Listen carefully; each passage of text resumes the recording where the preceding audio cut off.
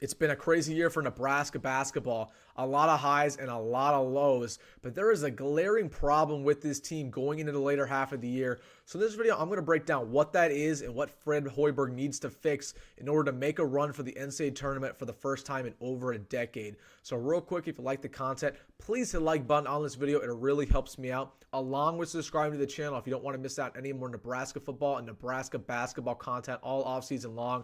We are the only YouTube channel posting Nebraska football content almost every day. So if you don't want to miss out on any of that, hit that subscribe button. But let's start off talking about their counterpart, Husker Hoops. And right off the gates, this is one of the best Nebraska basketball teams we have seen in a long time. 15-6 within the first couple months, 5-5 in conference play. This is a great start. You heard the statistics already. One of the best starts we've seen since the 90s. And Fred Hoiberg, it's really started to pay off for him. We saw when Trev Alberts got here as the athletic director, he gave Fred Hoiberg a lot of time, gave him a lot of patience, and he's being paid off in a big way. This is the most talented unit we have seen from the basketball in a long time. Of course, we have Keisei Tabanaga, Rink Mass, Jamarcus Lawrence, Juwan Gary. I could go on. There's a lot of talented guys, and a lot of these dudes are coming through the transfer portal, and Fred Hoiberg's using that very well. So from a talent perspective, it's looking really good. There is a big flaw, and we see this time and time again. There's big wins on this Nebraska ball schedule. You beat Purdue. You beat Kansas State. You beat Oregon State. You won almost all of your non-conference games except for the one against Creighton. Right? It is a talented team, and you're winning a lot of ball games. The problem is playing on the road. You have only won one road game all year long, and that was against Kansas State. You've still yet to win one in the Big Ten play. And of course, look at it against Maryland. You got blown out against a bad Maryland team just a couple of nights ago in a game that you were never in. Not from the second you started that game, you were going to lose. And that's basically been the story of the year for Nebraska ball. And that's the thing about college basketball in general, is that home and away matters so much. We see the court is right ahead of you. The fans are in front of you. They're loud. And a lot of times when you go in that opposing arena, it's a sold-out crowd, especially in the Big Ten. You become cold from three-point land. You can't hit, and you've seen that in a bunches from Nebraska ball. Keisei Tabanaga is a guy who the stats are incredible when he's at home. He's shooting about 45% from three-point land, 15 points per game, all of that. When he goes away, he's not even averaging double digits, and he's shooting less than 30% from three-point, right? There's not a particular fix in order to that, but they're so used to playing at home, and that's the problem when you have this easy non-con that Nebraska got. You're playing bum team after bum team, the Florida A&Ms, the Stony Brooks of the world.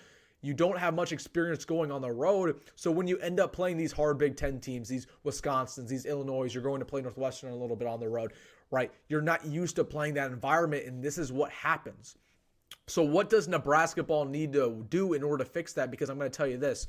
When the NCAA tournament evaluators are looking at the Huskers going into the offseason and they see the fact that they only have one road win, potentially, 2 or 3, that is not a good thing. Even if you beat Purdue, right, which we did earlier in the season, right, it doesn't matter if you don't have any road wins, and that's going to be counted against you when they're evaluating your team to put you in the NCAA tournament. So in order to get some road wins, it starts off with just getting one off the bat. You need to break the ice, and if you look at Nebraska basketball's future schedule, it is not very easy on the road. We see that you play Illinois on the road, a ranked Illinois team. Then you go and play Northwestern, which has been one of the best home teams in the country.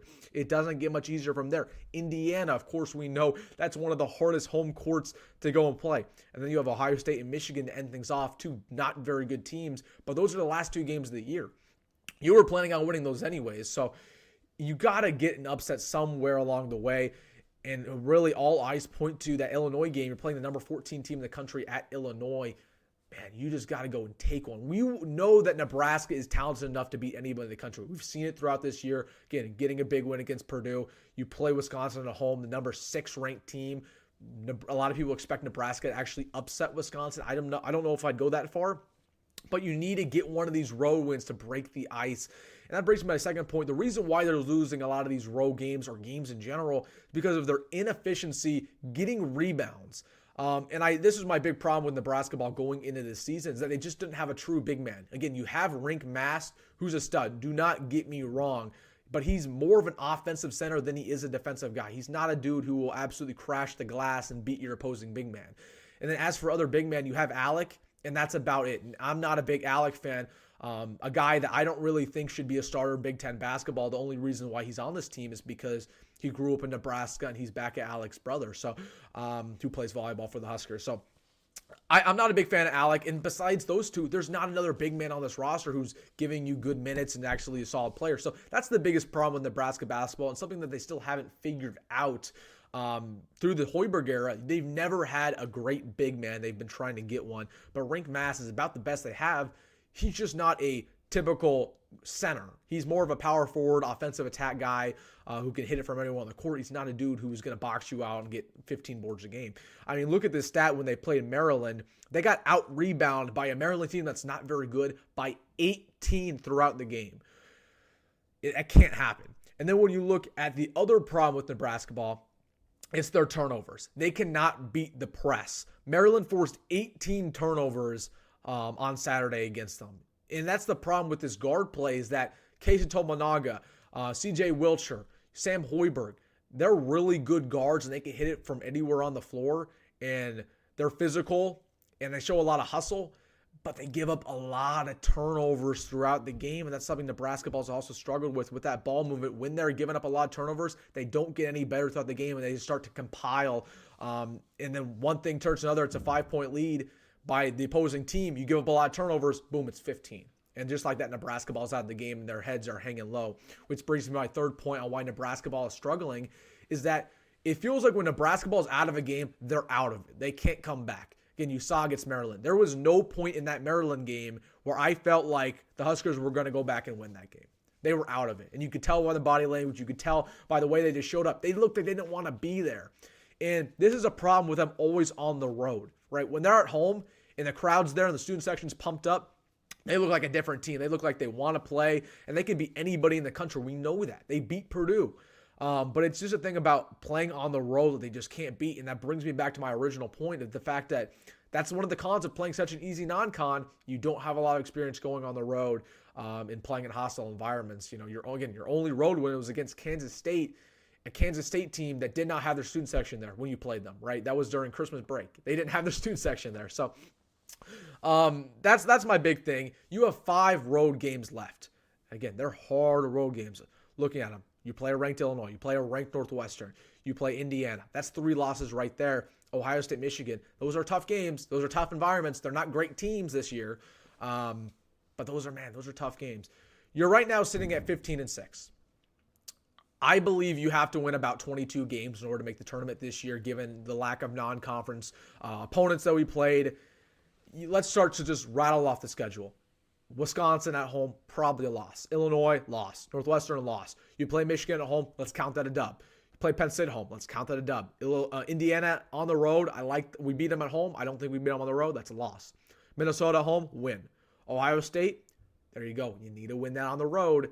Rutgers at home, let's give it a win. Michigan, it comes down to that one. That's 6 right there. That gets you to 21. You need to win a couple games in the Big Ten tournament. And again, the environments do not get better. If you can't win at home, you cannot win at neutral site. Man, it's frustrating. It's frustrating. We'll see what happens with Nebraska ball. This is a very good team, guys. This is a good team. And when they're playing great, again, they can beat anyone in the country. But I find it hard to believe if they can't beat any team on the road, they're not going to make the NCAA tournament. And if they somehow sneak in, maybe as a 10 or as a 9, have fun trying to beat a neutral site team. Who's very good as well, right? It's not going to happen. So it's something that Fred Hoiberg really needs to figure out going into the final parts of the season. But other than that, man, this is a great Nebraska ball team. Comparatively to what we've had, sitting at 14, 13, 12 in the Big Ten, one of the worst teams year in and year out. This is a team that's in that top 50% and has a chance to potentially make the NCAA tournament. So there's a lot to be excited about. But again, you just got to figure out your woes on the road, get your rebounds. Don't have as many turnovers as you've had, and then you're going to figure that out from there. And hopefully, guys like Casey Tominaga, Rink Mass can be more consistent on a night in, night out basis, and that'll bring you to your first NCAA tournament since 2014. So that's the video, guys. Let me know if you guys like Nebraska ball content. I know that the season's almost winding down. A lot of interest is going to get on Husker Hoops. So if you want to see more content like this, please let me know down below. If you want me to stick with Nebraska football content, let me know as well. But we're going to have more of that coming out this week. So again, subscribe if you don't want to miss any more Nebraska content in general. But as always, folks, go Big Red, go Fred Hoiberg, and see you in the next one.